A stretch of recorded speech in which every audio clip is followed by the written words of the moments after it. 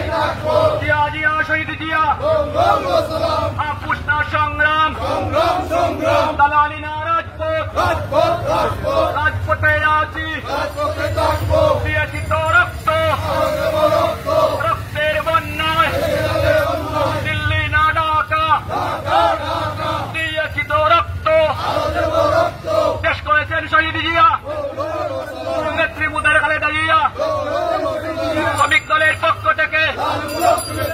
লাল গোলাপ শুভেচ্ছা